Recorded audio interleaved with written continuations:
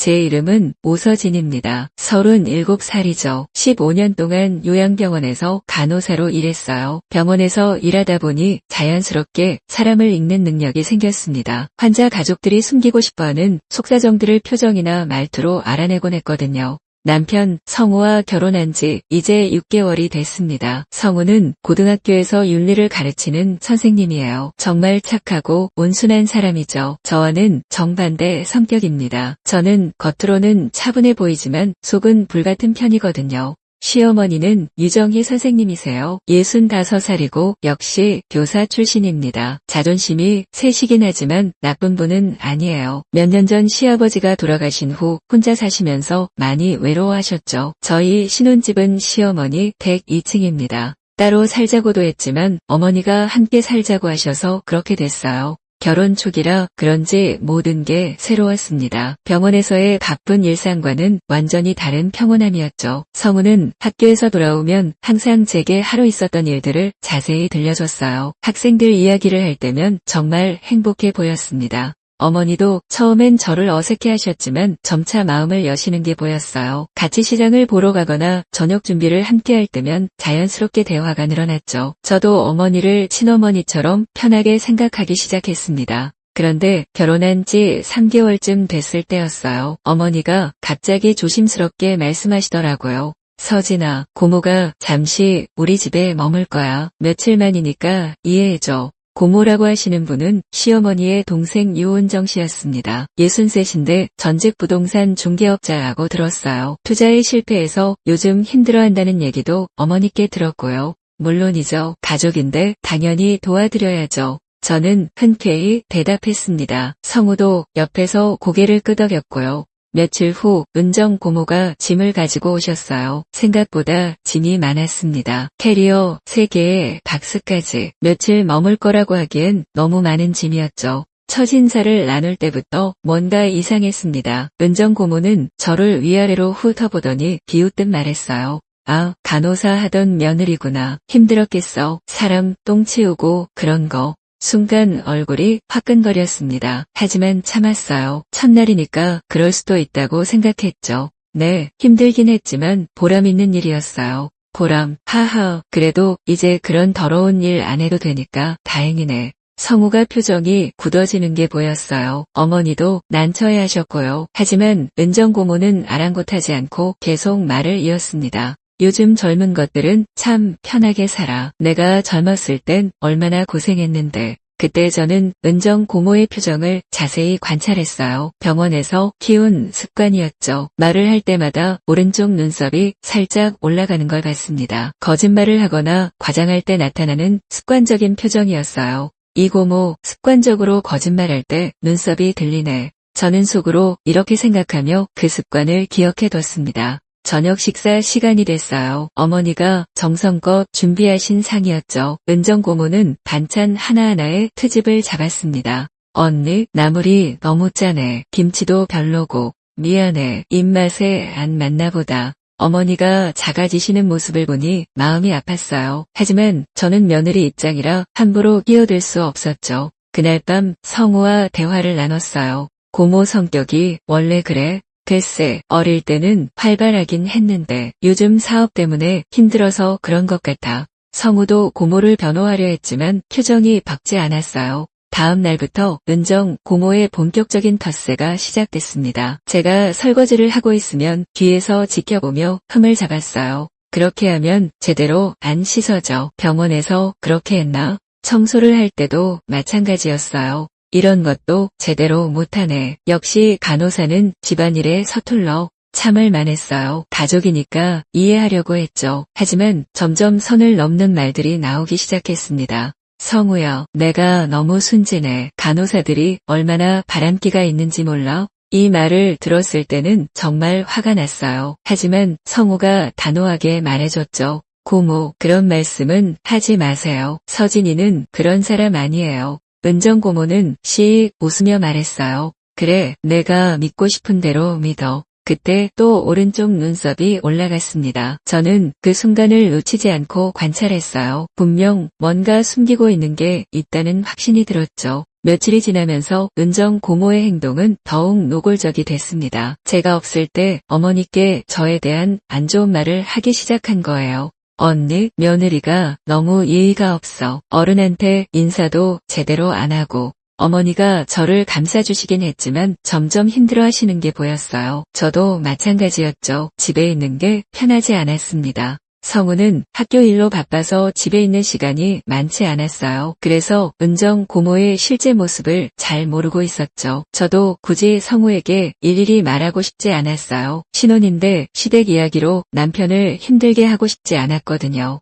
하지만 은정 고모는 제가 참는 걸 약점으로 여겼나 봅니다. 점점 더 심해졌어요. 서진아, 넌 정말 운이 좋네. 성우 같은 착한 남자 만나서. 네, 감사하게 생각해요. 근데 말이야, 남자들은 원래 쉽게 변해. 특히 나이 차이 나는 부부는 더 그렇고. 성우가 저보다 3살 많긴 하지만 그게 무슨 나이 차이라고 그런 말을 하는지 이해할 수 없었어요. 고모님, 저희는 그런 걱정 없어요. 지금은 그렇겠지. 하지만 시간이 지나면 몰라. 또 그 눈썹이 올라갔습니다. 저는 점점 확신이 섰어요. 이 고모는 단순히 성격이 나쁜 게 아니라 의도적으로 저희 부부 사이를 이간질하려 한다는 거려. 일주일이 지났을 때였습니다. 은정 고모가 갑자기 어머니께 돈 얘기를 꺼냈어요. 언니, 미안한데 돈 좀 빌려줄 수 있어? 급한 일이 생겼거든. 얼마나 필요한데? 한 500만 원 정도면 될 것 같아.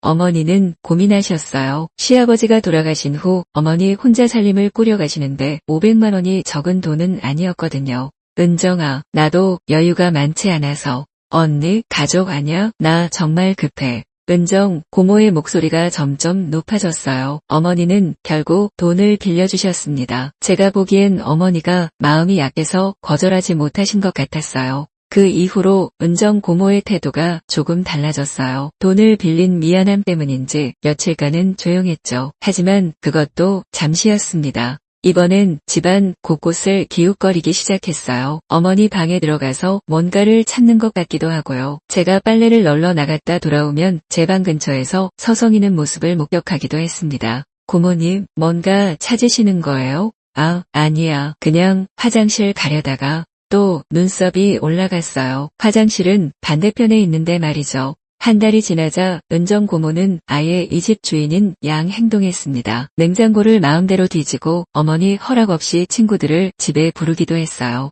언니는 너무 소심해. 집이 이렇게 넓은데 사람들 불러서 재미있게 살아야지. 어머니는 점점 위축되셨어요. 자신의 집에서 눈치를 보며 사시는 모습이 안타까웠죠. 그러던 어느 날 은정 고모가 또 돈 얘기를 꺼냈어요. 언니, 이번엔 좀 더 큰 돈이 필요해. 사업 기회가 생겼거든. 얼마나? 2천만 원 정도? 어머니의 얼굴이 창백해졌어요. 2천만 원은 어머니에게 너무 큰 금액이었거든요. 은정아, 그건 너무 큰 돈이야. 나도 그런 여유는. 언니, 이번 기회 놓치면 진짜 끝이야. 제발 도와줘. 은정 고모가 울먹이기까지 했어요. 하지만 저는 그 표정이 진짜가 아니라는 걸 알 수 있었죠. 병원에서 15년간 수많은 사람들을 봤으니까요. 어머니는 결국 거절하셨어요. 정말 미안해. 하지만 그 돈은 없어. 그날 밤부터 은정 고모의 태도가 완전히 달라졌습니다. 노골적으로 화를 내기 시작한 거예요.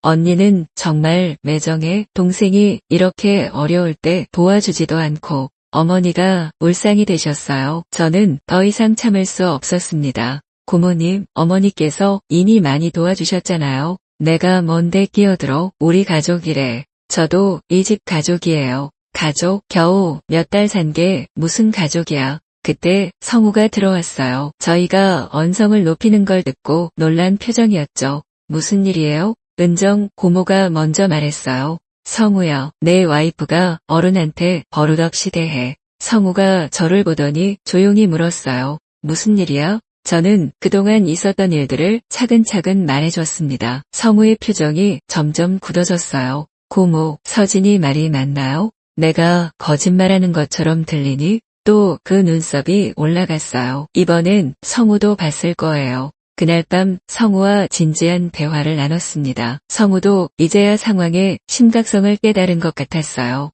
미안해, 서진아. 내가 너무 모르고 있었네. 괜찮아. 어차피 며칠만 더 있다가 가실 거 아니야? 하지만 제 예상은 완전히 빗나갔습니다. 며칠이 일주일이 되고 일주일이 한 달이 됐어요. 은정 고모는 떠날 기미를 전혀 보이지 않았죠. 오히려 점점 더 노골적으로 이 집을 자신의 집인 양 행동했습니다. 거실 소파 배치를 마음대로 바꾸고 냉장고에 자신의 음식만 채워 넣었어요. 언니, 이 집 너무 답답해. 벽지도 바꾸고 가구도 새로 사면 어때? 어머니는 더 이상 대답도 하지 않으셨어요. 그냥 고개만 끄덕이거나 피하려고 하셨죠. 저는 참다 성우에게 말했어요. 여보, 고모님께 언제까지 계실 건지 물어봐도 될까? 그래, 나도 궁금하긴 해. 성우가 조심스럽게 물어봤을 때 은정 고모의 대답은 충격적이었어요. 아, 당분간 여기 있을 거야. 집 구하기가 쉽지 않네.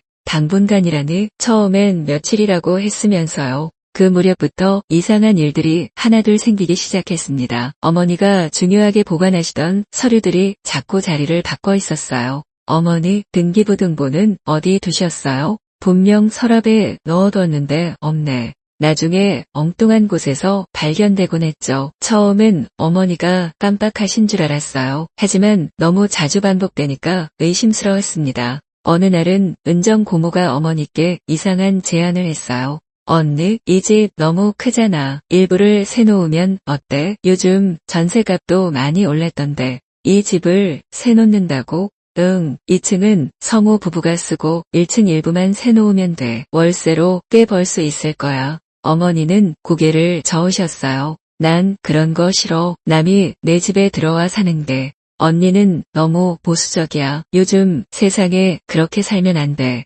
그때도 은정 고모의 눈썹이 올라갔어요. 뭔가 다른 속셈이 있다는 게 느껴졌죠. 며칠 후 더 이상한 일이 일어났어요. 어머니의 도장이 없어진 거예요. 내 도장 봤니? 분명 여기 있었는데. 어머니가 서랍을 뒤지며 찾으셨지만 도장은 보이지 않았어요. 하루 종일 집 안을 다 뒤져봐도 없었죠. 어머니, 혹시 은행에 두고 오신 건 아니에요? 아니야, 집에서 쓰고 여기 넣어뒀는데. 그런데 이틀 후 갑자기 도장이 나타났어요. 원래 있던 자리에 말이죠.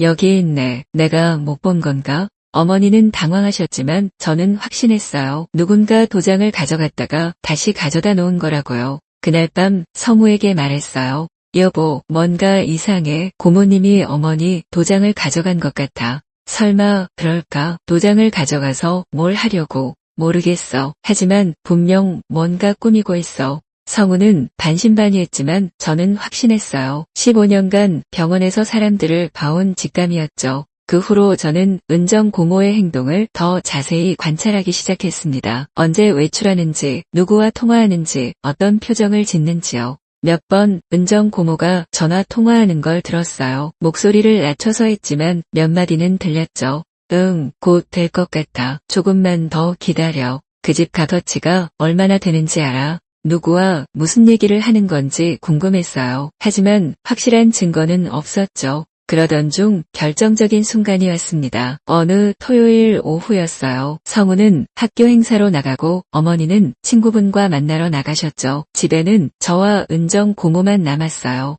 은정 고모가 갑자기 외출한다고 하더라고요. 서진아, 나 잠깐 나갔다 올게. 네, 다녀오세요. 하지만 뭔가 이상했어요. 평소보다 서둘러서 나가는 것 같았거든요. 저는 2층 창문에서 은정 고모가 나가는 모습을 지켜봤어요. 그런데 놀라운 걸 봤습니다. 은정 고모가 집 앞에서 낯선 남자와 만나는 거였어요. 40대 중반 정도로 보이는 남자였죠. 둘이 뭔가 진지하게 얘기하더니 함께 어딘가로 갔어요. 저 남자는 누구지? 저는 궁금해서 견딜 수 없었어요. 하지만 따라갈 수도 없고 그냥 기다릴 수밖에 없었죠. 2시간 후 은정 고모가 돌아왔어요. 평소보다 기분이 좋아 보였어요. 콧노래까지 부르면서요. 고모님, 어디 다녀오셨어요? 응, 그냥 친구 만나고 왔어. 또 눈썹이 올라갔어요. 거짓말이라는 뜻이죠. 그날 밤 저는 불안해서 잠이 오지 않았어요. 뭔가 큰일이 벌어질 것 같은 예감이 들었거든요. 하지만 그게 뭔지는 알 수 없었죠. 다음 날 일요일, 평소와 다름없는 아침이었어요. 어머니가 아침을 준비하시고 성우는 신문을 보고 은정 고모는 늦잠을 자고 있었죠. 그런데 오전 10시쯤 갑자기 초인종이 울렸어요. 초인종이 계속 울렸어요. 누군가 급하게 누르는 것 같았죠. 어머니가 인터폰으로 확인하시더니 당황하셨어요. 누구시죠? 안녕하세요. 금융 업무 관련해서 왔습니다. 문 좀 열어주세요. 성우가 일어나서 문을 열었어요. 밖에는 정장을 입은 남자 2명이 서 있었습니다. 한 명은 어제 은정 고모와 만났던 그 남자였어요. 실례합니다. 저희는 대부업체에서 나왔습니다. 남자가 명함을 내밀었어요. 성우가 받아서 보더니 고개를 갸우뚱했죠. 무슨 일이시죠? 저희는 대출받은 적이 없는데요. 유정희 씨 계시나요? 중요한 얘기가 있어서요. 어머니가 나오셨어요. 얼굴이 창백하셨죠. 제가 유정희입니다. 무슨 일이시죠?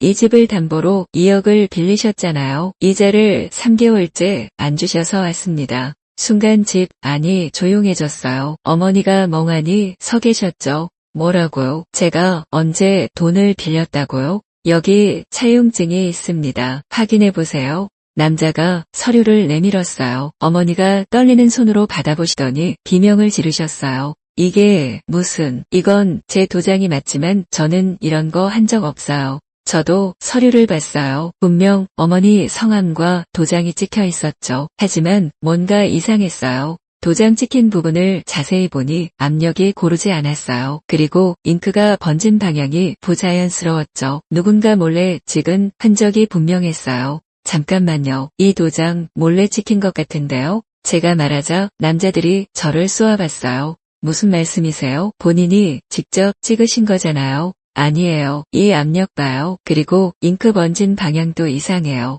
병원에서 15년간 서류를 다뤄본 경험이 있었거든요. 위조된 도장은 한눈에 알아볼 수 있었어요. 그때 은정 고모가 나타났어요. 평소와 달리 일찍 일어나신 거였죠. 무슨 일이야? 이렇게 시끄럽게. 고모님, 어머니 명의로 2억을 빌렸다는데 아세요? 은정 고모의 얼굴이 순간 굳었어요. 그리고 그 눈썹이 또 올라갔죠. 나는 모르는 일이야. 언니가 알아서 한 일 아니야. 고모님, 어머니는 그런 거 하실 분이 아니에요. 남자들이 점점 목소리를 높였어요. 여하튼 빌린 돈은 갚아야죠. 이자까지 합쳐서 지금 2억 3천만 원입니다. 어머니가 주저앉으셨어요. 2억 3천만 원이라니 저한테 그런 돈이 어디 있어요. 그럼 이 집으로 갚으셔야죠. 다음 주에 경매 신청할 겁니다. 성우가 화를 냈어요. 잠깐만요. 이건 명백한 사기 아닌가요? 경찰에 신고하겠어요.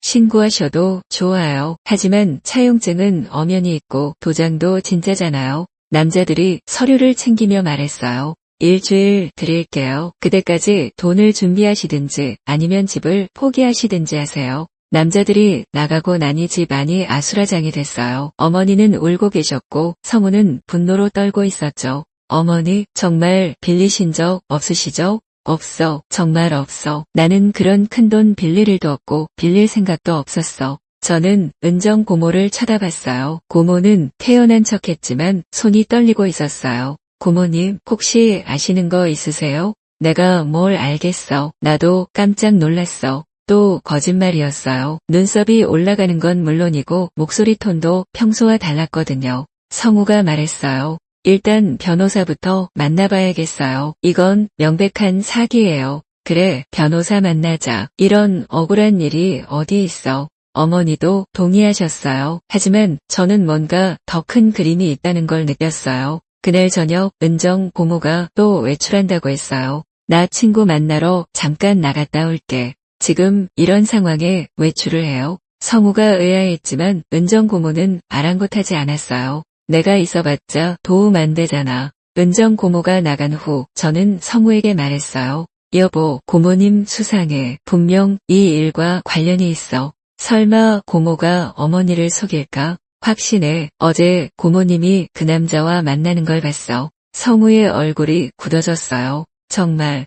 응, 분명 뭔가 꾸민 거야. 그때 어머니가 오셨어요. 서진아, 성우야, 나 혼자 있고 싶어. 좀 쉬겠다. 어머니의 목소리에 절망이 담겨 있었어요. 평생 모아온 집을 잃을 수도 있다는 현실이 받아들여지지 않으시는 것 같았죠. 저는 마음속으로 다짐했어요. 절대 이대로 당하고 있을 수는 없다고. 은정 고모가 뭘 꾸미고 있는지 반드시 밝혀내겠다고요. 그날 밤부터 저는 본격적인 관찰을 시작했습니다. 그날 밤 저는 잠들지 않고 은정 고모를 기다렸어요. 새벽 1시가 넘어서야 고모가 들어왔죠. 평소보다 훨씬 늦은 시간이었어요. 고모가 들어오는 소리를 들으며 저는 확신했습니다. 분명 뭔가 의심스러운 일을 하고 다닌다는 거려. 다음 날 아침 변호사 사무실에 갔어요. 성우와 어머니 그리고 저까지 셋이서요. 은정 고모는 몸이 아프다며 안 간다고 했죠. 변호사 선생님이 차용증을 자세히 살펴보시더니 말씀하셨어요.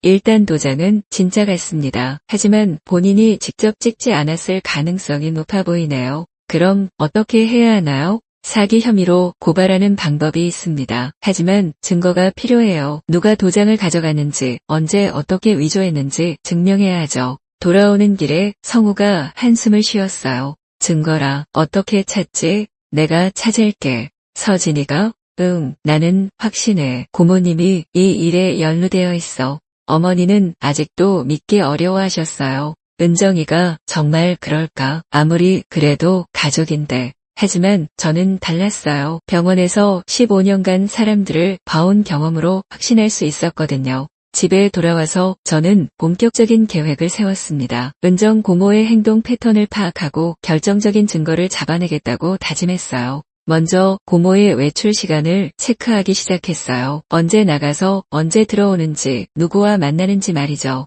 며칠 관찰해보니 패턴이 보였어요. 은정 고모는 매일 오후 3시쯤 나가서 저녁 늦게 들어왔어요. 그리고 항상 같은 방향으로 걸어갔죠. 어느 날 저는 용기를 내서 따라가 봤어요. 멀찌감치 뒤에서요. 고모는 버스를 타고 시내로 갔고 어떤 다방에 들어갔어요. 다방 앞에서 한참 기다리니 그 남자가 나타났어요. 어제 우리 집에 왔던 대부업자 말이에요. 둘이 다방 안에서 뭔가 진지하게 얘기하더라고요. 역시 짜고 친 거였어. 저는 확신했지만 아직 결정적인 증거는 아니었어요. 단순히 만났다는 것만으로는 사기를 증명하기 어려웠거든요. 집으로 돌아와서 성우에게 말했어요. 여보, 고모님이 그 남자랑 만나고 있어. 정말? 그럼 역시. 응. 하지만 더 확실한 증거가 필요해. 그날 밤 저는 새로운 계획을 세웠어요. 은정 고모를 심리적으로 압박해서 실수하게 만드는 거였죠. 다음 날 아침 고모와 마주쳤을 때 일부러 말을 꺼냈어요.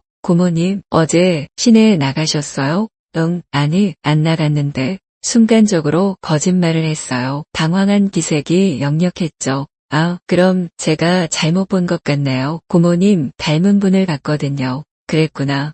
은정 고모가 안도하는 표정을 지었어요. 하지만 저는 계속 압박했죠. 그런데 그분이 어떤 남자분과 다방에서 만나고 계시더라고요. 진짜 고모님 같았는데 이번엔 고모의 얼굴이 창백해졌어요.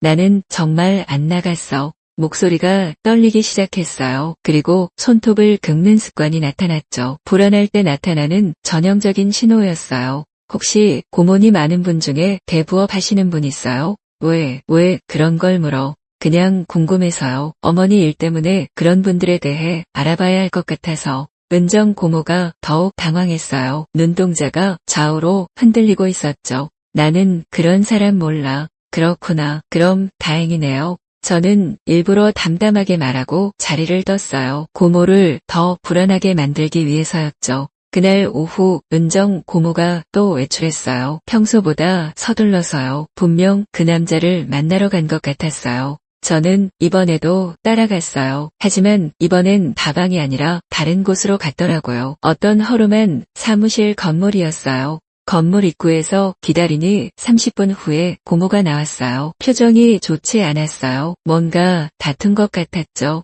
집으로 돌아온 고모는 평소와 달리 신경질적이었어요. 어머니께 툭툭 말을 던지고 저에게도 눈에 띄게 예민하게 굴었어요. 서진아, 넌 왜 자꾸 나한테 이상한 질문을 해? 이상한 질문이요? 그냥 궁금해서 물어본 건데. 뭐가 궁금해? 나는 아무것도 모른다고 했잖아. 목소리가 점점 높아졌어요. 확실히 뭔가 숨기고 있다는 증거였죠. 그날 밤 성우와 대화를 나눴어요. 고모님 상태가 이상해. 완전히 몰린 사람 같아. 그럼 이제 어떻게 할 거야? 결정적인 순간을 기다려야 해. 고모님이 실수할 때까지. 언제까지 기다릴 거야? 시간이 별로 없는데. 성우 말이 맞았어요. 대부업자들이 일주일이라고 했는데 이미 사흘이 지났거든요. 저는 더 과감한 방법을 쓰기로 했어요. 병원에서 배운 심리 압박 기술을 사용하기로 한 거죠. 다음 날 아침 온 가족이 모인 자리에서 말했어요. 저 어제 그 대부업자분들에게 전화했어요.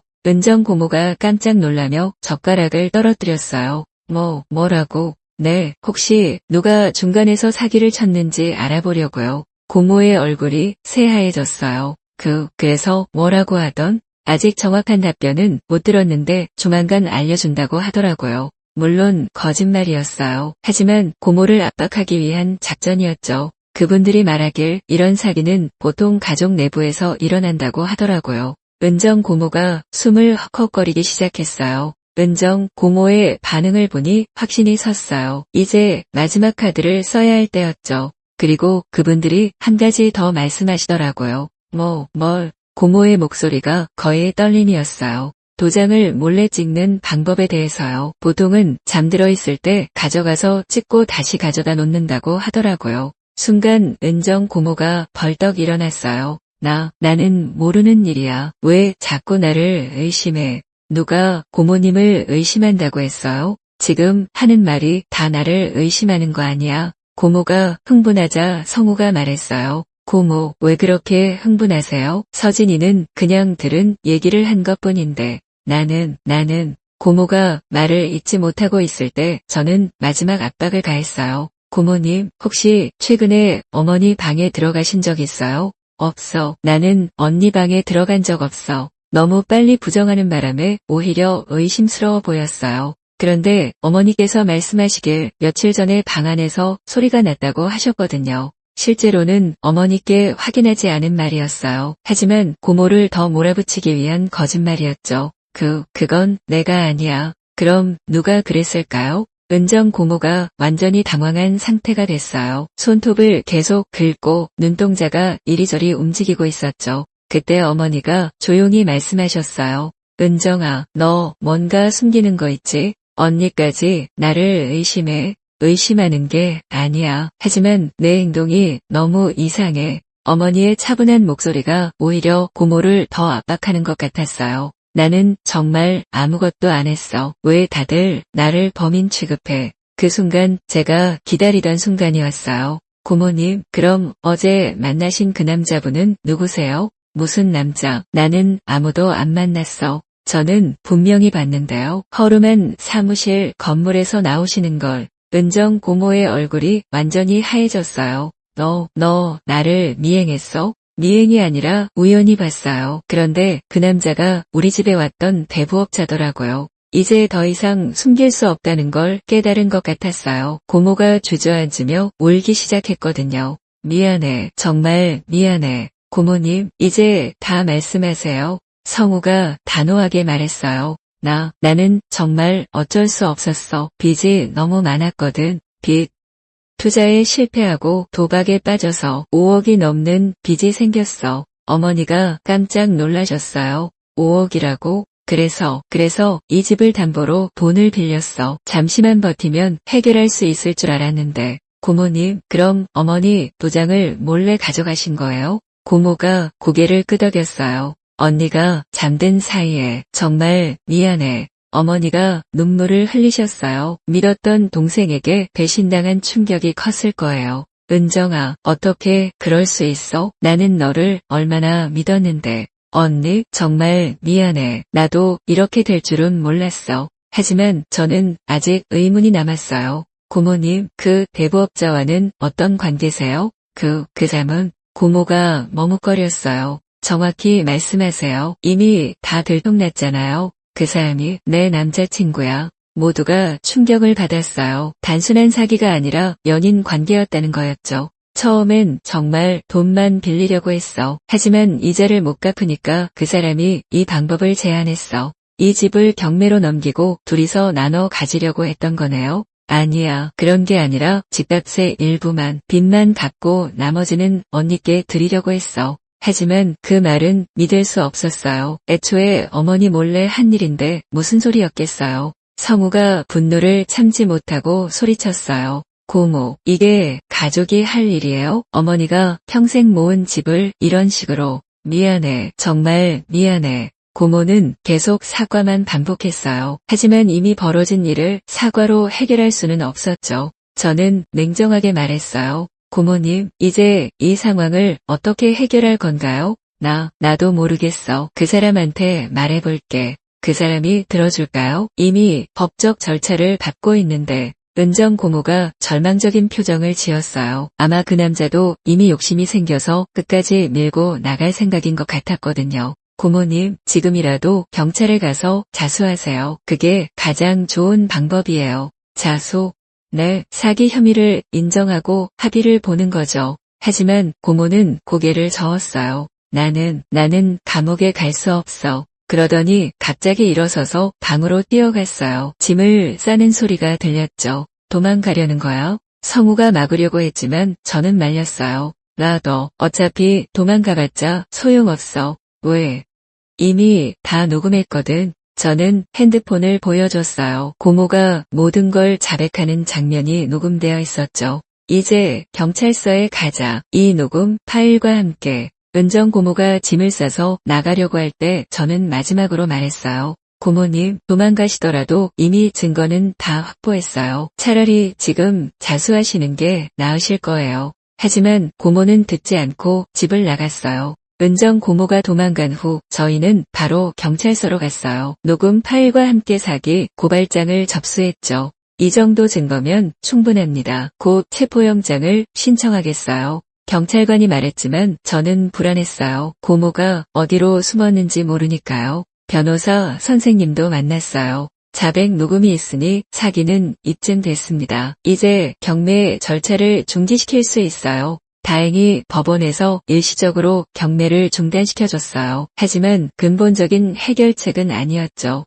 은정 씨를 찾아서 정식으로 자백을 받아야 합니다. 어디 숨었는지 어떻게 알아요? 사람은 위급할 때 평소 습관대로 행동합니다. 은정 씨가 자주 가던 곳을 생각해 보세요. 저는 그동안 관찰한 은정 고모의 행동을 떠올렸어요. 매일 같은 시간에 나가서 다방에 가던 것, 복권방에 들르던 것, 그리고 무엇보다 거짓말할 때 눈썹이 올라가던 습관 말이죠. 성우야, 고모님이 자주 가시던 곳들을 찾아보자. 어디부터? 일단 그 다방이야. 그 남자와 만나던 곳. 다방에 가서 사장에게 물어봤어요. 유은정이라는 분 아세요? 60 정도 되는 여자분. 아, 은정 씨요. 어제도 왔다 갔는데요. 어제요? 몇 시쯤에? 저녁 늦게요. 근데 혼자 왔더라고요. 평소엔 남자분과 같이 오는데. 은정 고모가 그 남자와 헤어진 것 같았어요. 아마 일이 틀어지니까 서로 책임을 미루며 싸웠을 거예요. 혹시 어디 가신다는 말씀하셨나요? 글쎄요. 전화로 누군가와 얘기하는 걸 들었는데 고향에 내려간다고 하던 것 같아요. 고향이라면 어디일까 생각해봤어요. 어머니께 물어보니 고모의 고향은 부산이라고 하셨죠. 부산까지 찾아갈 수는 없고. 성우가 한숨을 쉬었을 때 저는 다른 가능성을 생각해봤어요. 잠깐, 고모님이 복권방도 자주 가지 않았나? 복권방. 응, 도박에 빠져있다고 했잖아. 복권방에서 누군가와 친해졌을 수도 있어. 동네 복권방을 찾아갔어요. 사장 아주머니가 은정 고모를 잘 알고 계시더라고요. 은정 씨요. 오늘 아침에 왔다 갔어요. 오늘 아침에요? 네, 복권 몇 장 사고 가더라고요. 그런데 표정이 안 좋아 보이던데 혹시 어디 간다는 말 했나요? 글쎄요. 친구 집에서 며칠 있겠다고 하던 것 같은데. 친구 집이라니. 저는 다시 그동안의 관찰을 떠올려 봤어요. 은정 고모가 전화할 때 들었던 대화들, 자주 가던 장소들. 갑자기 기억났어요. 며칠 전 고모가 전화하면서 한 말이었죠. 응, 곧 될 것 같아. 조금만 더 기다려. 그때 상대방 목소리가 여자였던 것 같았어요. 그리고 뭔가 친근한 말투였죠. 성우야, 혹시 고모님 친한 친구 있는지 어머니께 물어봐. 어머니께 물어보니 은정 고모와 친한 친구가 한 명 있다고 하셨어요. 김영숙이라고 같이 부동산 일 하던 친구야. 집이 우리 동네에서 멀지 않아. 주소 아세요? 응, 몇 번 가본 적 있어. 어머니가 알려주신 주소로 찾아갔어요. 아파트 단지였는데 경비실에서 확인해보니 김영숙 씨가 실제로 살고 있었어요. 혹시 유은정 씨라는 분 오신 적 있나요? 아, 그분이요. 어제 저녁에 오셨어요. 큰 가방 들고. 역시 예상이 맞았어요. 은정 고모가 그 친구 집에 숨어 있는 거였죠. 지금도 계신가요? 글쎄요. 아침에 나가는 건 봤는데. 아침에 나갔다면 복권방에 간 게 맞았어요. 그럼 다시 돌아올 가능성이 높았죠. 저희는 아파트 근처에서 기다렸어요. 몇 시간을 기다리니 정말 은정 고모가 나타났어요. 편의점 봉지를 들고 아파트로 들어가는 모습이었죠. 평소보다 많이 초췌해 보였어요. 이제 어떻게 할까? 일단 경찰에 신고하자. 하지만 저는 다른 생각이 있었어요. 직접 만나서 마지막으로 설득해보고 싶었거든요. 잠깐만, 내가 먼저 가볼게. 위험하지 않을까? 괜찮아. 고모님은 폭력적인 사람이 아니야. 저는 혼자 그 아파트로 올라갔어요. 초인종을 누르니 김영숙 씨가 나왔어요. 누구세요? 안녕하세요. 유은정 고모님의 조카 며느리 오서진이라고 합니다. 김영숙 씨의 얼굴이 굳어졌어요. 은정 씨는 여기 없는데요. 저는 확실히 알고 있어요. 제발 만나게 해주세요. 정말 없어요. 그때 안에서 은정 고모의 목소리가 들렸어요. 영수가 누구야? 고모님, 저예요. 서진이에요. 잠시 조용했다가 문이 열렸어요. 은정 고모가 나왔는데 완전히 다른 사람 같았어요. 머리도 헝클어지고 얼굴도 푸석해져 있었죠. 왜 여기까지 왔어? 고모님과 마지막으로 얘기하고 싶어서요. 무슨 얘기? 이제 그만하시고 자수하세요. 은정 고모가 쓴웃음을 지었어요. 자수하면 뭐가 달라져? 어차피 감옥 가는 건 마찬가지잖아. 그래도 자수하면 형량이 줄어들어요. 그리고 어머니도 마음을 정리하실 수 있고요. 언니가 날 용서할까? 모르겠어요. 하지만 지금처럼 도망다니는 것보다는 나을 거예요. 은정 고모가 한참 생각하더니 말했어요. 서진아, 나는 정말 어쩔 수 없었어. 빚쟁이들이 매일 쫓아와서. 알아요. 하지만 그렇다고 어머니를 속이는 건 잘못된 거죠. 그래, 내가 잘못했어. 하지만 이미 엎질러진 물이야. 저는 마지막 카드를 꺼냈어요. 고모님, 지금이라도 그 남자를 신고하세요. 고모님만 처벌받을 이유는 없잖아요. 은정 고모의 눈이 반짝였어요. 그 남자도 당연하죠. 사기 공모죄로 처벌받아야 해요. 그제야 은정 고모가 마음을 바꾼 것 같았어요. 그래, 나 혼자 당할 이유는 없지.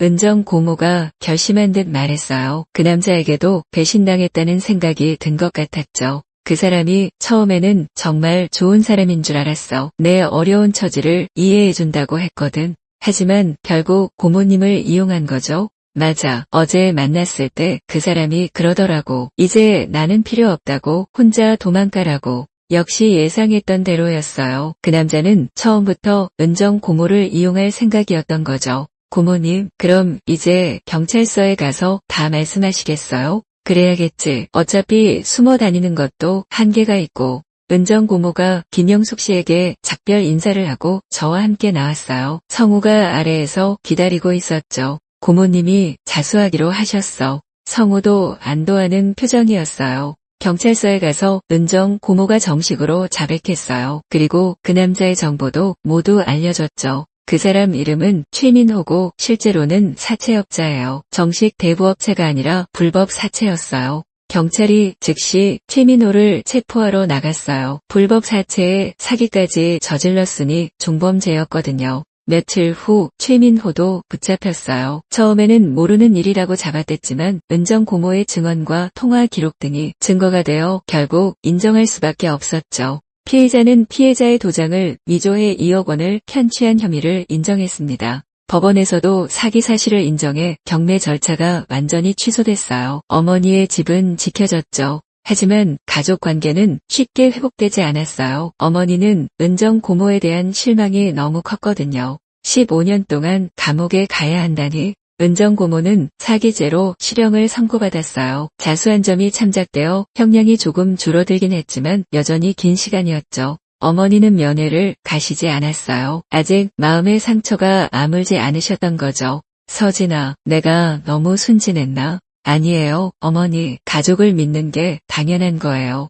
하지만 결국 내가 아니었으면 집을 잃을 뻔했잖아. 가족이니까 서로 도와야죠. 그날 밤 성우가 말했어요. 당신 정말 대단해. 어떻게 그렇게 침착하게 해결할 수 있었어? 병원에서 15년간 배운 거야. 사람 마음을 읽고 거짓말을 알아내는 법을. 앞으로도 그런 능력이 필요할까? 글쎄, 없으면 좋겠지만 사람 살다 보면 또 무슨 일이 생길지 모르잖아. 몇 달이 지났어요. 집안은 다시 평온을 되찾았지만 은정 고모의 빈자리는 여전히 컸어요. 특히 어머니가 많이 외로워하셨죠. 그래도 가족인데. 어머니가 가끔 이런 말씀을 하셨어요. 배신당한 상처는 크지만 그래도 동생을 완전히 포기할 수는 없으신 모양이었어요. 저는 어머니께 제안했어요. 어머니, 편지라도 써보시는 게 어때요? 편지를. 네, 마음을 정리하는 차원에서요. 보내실지 말지는 나중에 정하시고. 어머니가 며칠 고민하시더니 정말 편지를 쓰기 시작하셨어요. 하루에 조금씩 그동안의 마음을 담아서요. 한 달 후 어머니가 면회를 가셨어요. 편지를 가지고 가신 거였죠. 돌아오셔서 말씀하시길, 은정이가 많이 반성하고 있더라. 그래도 내 동생이야. 역시 가족의 정이었어요. 아무리 상처를 줘도 완전히 끊을 수는 없는 거였죠. 그날 저녁 온 가족이 둘러앉아 저녁을 먹었어요. 오랜만에 평화로운 식탁이었죠. 서진아, 정말 고마워. 어머니가 갑자기 말씀하셨어요. 뭐가요?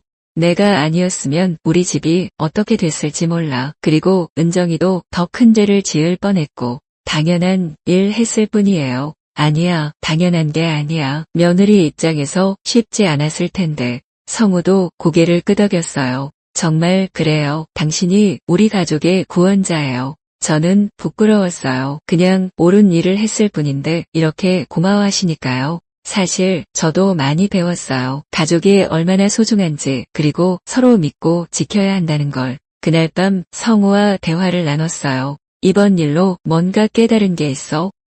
사람 마음속 거짓말은 오래 숨길 수 없다는 거. 그거 병원에서 배운 거지? 맞아. 하지만 이번에 확실히 느꼈어. 진실은 결국 드러나게 되어 있어. 앞으로도 그런 일들이 생길까? 모르겠어. 하지만 만약 생긴다면 또 해결할 거야. 우리 가족을 지키기 위해서. 성우가 제 손을 잡았어요. 당신이 있어서 든든해. 나도 마찬가지야. 창밖으로 달빛이 들어왔어요. 이제 정말 평화로운 밤이었죠. 모든 거짓말이 사라지고 진실만 남은 그런 밤이었어요.